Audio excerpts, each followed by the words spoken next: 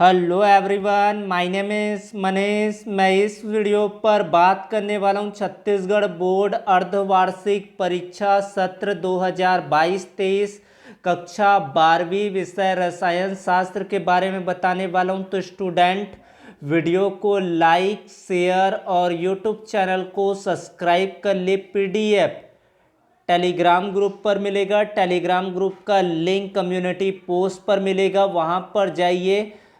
Telegram channel का link दे रखा है, उसको टैप कीजिए और टेलीग्राम ग्रुप को ज्वाइन कर लीजिए। वहां पर बहुत सारे बच्चे जुड़ चुके हैं। अब बारी है आप जैसे बच्चों की जुड़ने की। तो आपको बहुत सारे बच्चों को जोड़ना है और खुद भी जुड़ना है उसमें।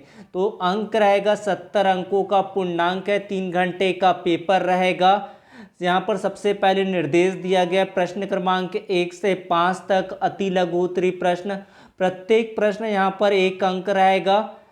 6 से 10 तक लघु उत्तरीय प्रश्न, प्रत्येक पर 2 अंक रहेगा। 11 से लेकर 22 तक 3 अंक वाले प्रश्न। 23वां प्रश्न रहेगा वो 4 अंकों का रहेगा। 24 से 26 तक 5 अंकों का रहेगा। तो इस तरह से आपके पेपर आने वाला है। इसी पैटर्न के अकॉर्डिंग आपके 70 अंकों का पूर्णांक रहेगा। 3 घंटे का समय रहेगा। तो किस तरह से आपके पेपर पूछे जाएंगे, यहाँ पर पहला प्रश्न दिया गया, ताप बढ़ाने पर भौतिक अधिशोषण क्यों घटता है। ये आपका इनऑर्गेनिक केमिस्ट्री से दिया गया। ताप बढ़ाने पर भौतिक अधिशोषण क्यों घटता है। दूसरा प्रश्न है, क्लोरोफॉर्म क्या है। आईयूपीएसी नाम व सूत्र लिखिए।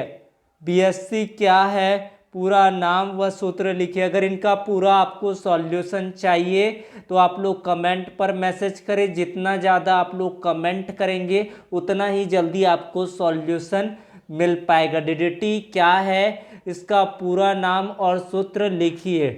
उसके बाद कटे स्थान से बहते रक्त को रोकने के लिए फिटकरी या आयरन ट्राइक्लोराइड का विलयन प्रयुक्त होता है, क्यों, इसके बारे में आपको उत्तर करना है। छठवां, फेरस अमोनियम सल्फेट अणु भार 392 का 100 मिलीलीटर में 0.1 नॉर्मल विलयन बनाने के लिए कितने ग्राम लवण लगेंगे। ये न्यूमेरिकल क्वेश्चन है। दहली ऊर्जा क्या है, समझाइए। ये आपका 7 प्रश्न हो गए। उसके बाद आपका अगला प्रश्न है, यहाँ पर अमोनिया का क्वथनांक फास्फिन से अधिक होता है, क्यों, इसके बारे में आपको उत्तर करना है। जल्दी आपको इसका उत्तर मिलेगा। इसके लिए Telegram group, YouTube channel subscribe कर ले। अमोनिया एक सहसंयोजी यौगिक है, फिर भी इसका जलीय विलयन चालक होता है, क्यों, इसके बारे में आपको उत्तर करना है। अमोनिया एक सहसंयोजी यौगिक है, फिर भी इसका जलीय विलयन चालक होता है, क्यों। हैलोजन प्रबल ऑक्सीकारक होते हैं, क्यों। उसके बाद 11वां प्रश्न है, परासरण दाब क्या है, इसकी सहायता से किसी अवाष्पशील विलेय का आणविक द्रव्यमान किस प्रकार ज्ञात करते हैं, समझाइए। मोस्ट इंपॉर्टेंट प्रश्न है ये। क्वेश्चन आपको अर्धवार्षिक परीक्षा के लिए बहुत ही महत्वपूर्ण है।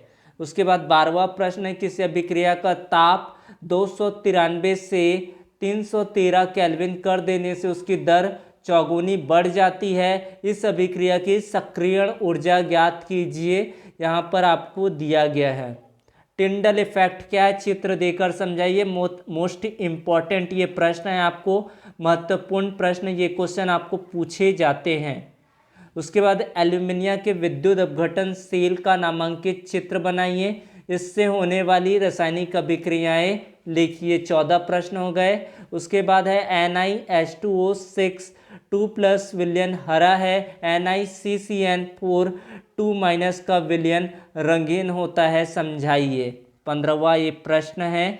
उसके बाद है आपका अगला प्रश्न, यहाँ पर 16वें प्रश्न पर दिया गया, क्या होता है जब केवल रासायनिक समीकरण दीजिए। शुष्क ईतर की उपस्थिति में मैथिल ब्रोमाइड की अभिक्रिया मैग्नीशियम से होती है। ये पहला पूछा गया, शुष्क ईतर की उपस्थिति में मैथिल ब्रोमाइड की अभिक्रिया मैग्नीशियम से होती है। मैथिल क्लोराइड की अभिक्रिया KCN पोटेशियम साइनाइड से होती है। तो क्या होगा इसका केमिकल इक्वेशन, इसको बताना है।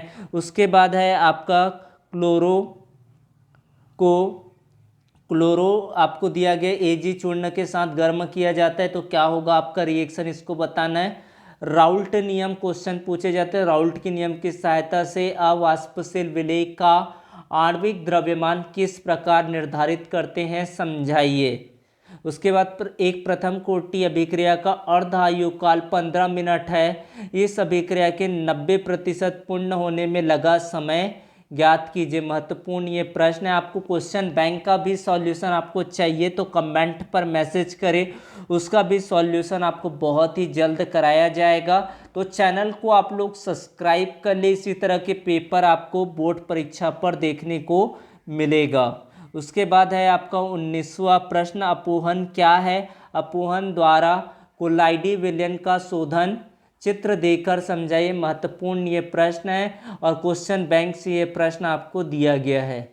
उसके बाद है तांबे के शोधन विद्युत अपघटनी विधि को चित्र देकर समझाइए। ये आपके 20वां प्रश्न हो गया।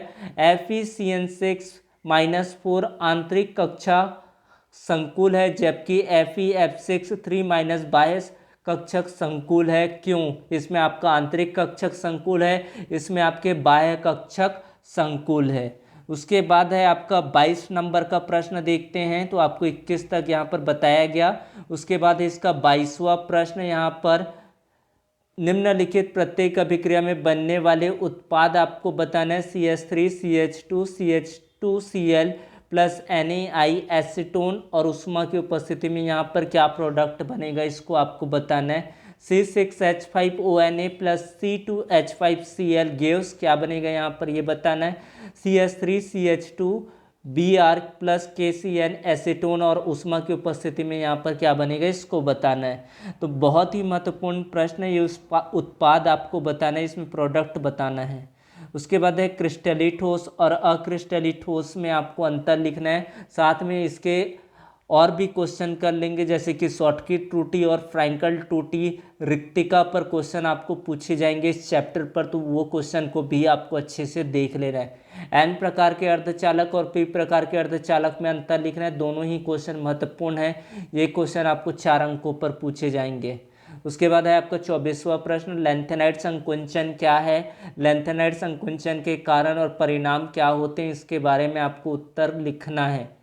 तो लैंथेनाइड संकुंचन को बताना है। लैंथेनाइड संकुंचन के आपको इफेक्ट बताने और उसके रिजल्ट बताने। संक्रमण तत्व किसे कहते हैं। संक्रमण तत्व के लिए निम्न गुणों की व्याख्या कीजिए। पहला आपको बताना है परमाणु और आयनिक त्रिज्या में क्या गुण होते हैं। आयनन एंथैल्पी बताना है। संकुल यौगिक बनाना बताना है। अंतरकाशी यौगिक बनाना बताना है। तो इस तरह से तीनों को समझाना है आपको। ये 24 प्रश्न हो गए।